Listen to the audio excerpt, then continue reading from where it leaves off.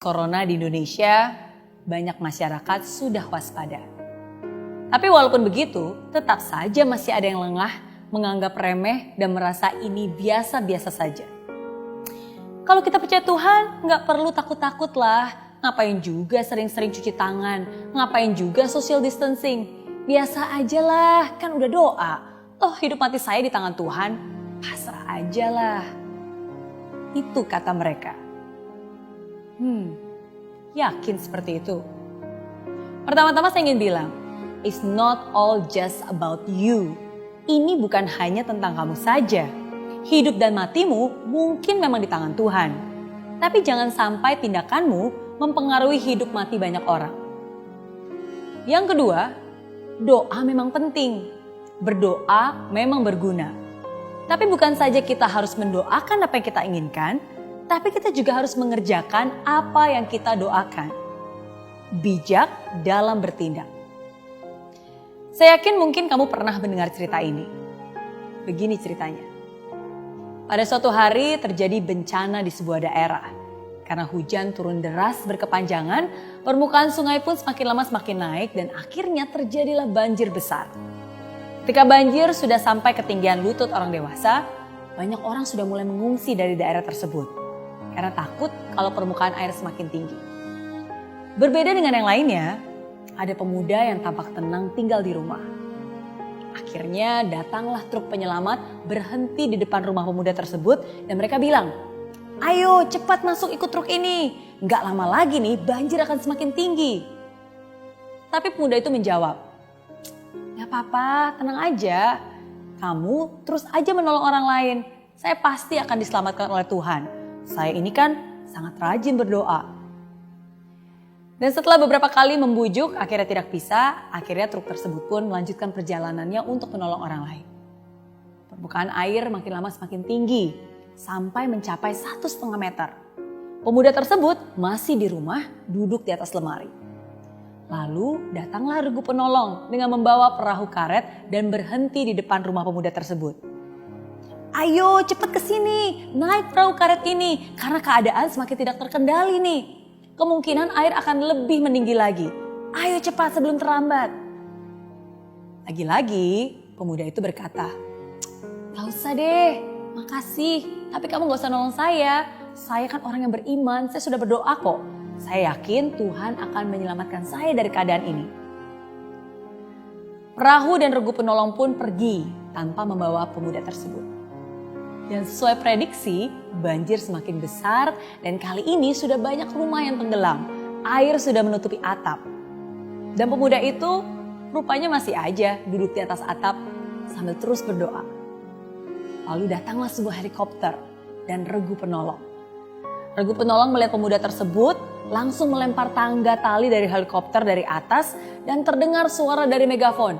"Pak, cepet, ayo, pegang tali itu, naik ke sini sebelum terlambat." Tapi lagi-lagi pemuda itu menjawab dengan berteriak, "Gak usah khawatir, saya ini orang beriman, rajin berdoa. Tuhan pasti akan menyelamatkan saya." Begitu katanya. Dan ketinggian banjir semakin lama semakin naik dan akhirnya seluruh rumah di daerah tersebut terendam seluruhnya. Kamu mungkin bertanya, gimana ya nasib pemuda tersebut? Pemuda tersebut akhirnya mati tenggelam. Dan di alam kematian dia pun dihadapkan pada Tuhan. Nah pemuda ini langsung protes. "Tuhan, aku sudah berdoa kepadamu, selalu ingat kepadamu. Tapi kenapa aku tidak Engkau selamatkan dari banjir itu?" Tuhan pun menjawab dengan singkat, "Aku selalu mendengar doa-doamu. Untuk itulah aku mengirimkan truk, perahu karet, dan terakhir helikopter. Tapi kenapa kamu tidak peduli? Kenapa kamu acuh?" Pemuda tersebut pun menangis. Dia merasa begitu bodoh bahwa dia tidak menyadari pertolongan itu. Tapi apa daya, semua sudah terlambat. Cerita tersebut bisa menjadi relevan dengan keadaan sekarang ini.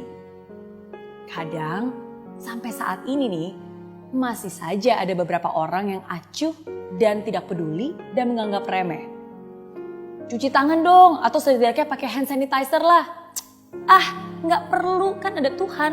Percaya aja lah, hidup mati di tangan Tuhan. Ketika ada teman bilang, jangan salaman dulu. Malah diledekin. Kok jadi orang takut amat sih? Kan ada Tuhan, gak usah takut. Ketika ada saudara dan himbauan yang mengatakan, jangan liburan dulu. Nggak perlu deh jalan-jalan, apalagi kumpul-kumpul orang banyak. Tapi masih ada beberapa orang yang menempis dan bilang, gitu aja kok takut. Buktinya saya keluar juga gak apa-apa kok.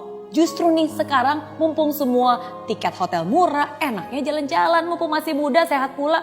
Gak apa-apa lah, ngapain juga takut, kan ada Tuhan yang menjaga. Doa saya kuat kok, kamu aja kali yang imannya kurang kuat nih.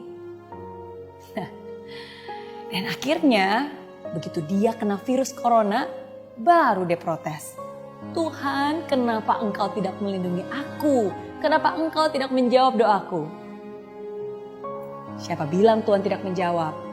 Mungkin Tuhan sudah memberikan pertolongan lewat teman-teman yang mengingatkan, lewat informasi, lewat pengetahuan yang dibagikan. Jadi di saat-saat seperti ini, jangan jadi orang acuh dan cuek.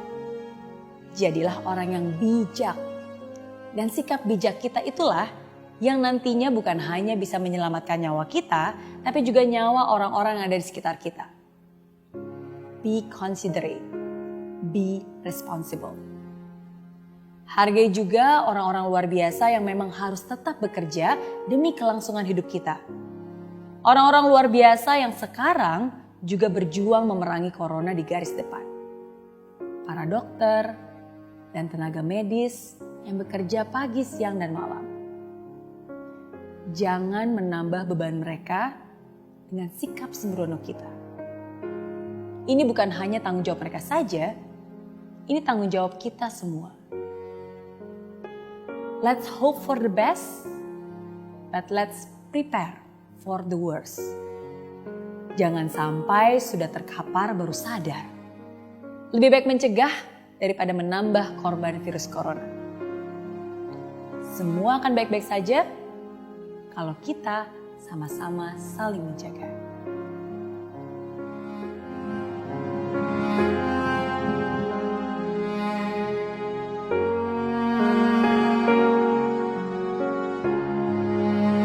Di aplikasi Mary Riana tersedia lengkap video-video YouTube terbaru saya, artikel yang up to date, post inspirasi, koleksi merchandise, workshop dan seminar yang bisa kamu dapatkan free dan download sekarang juga gratis.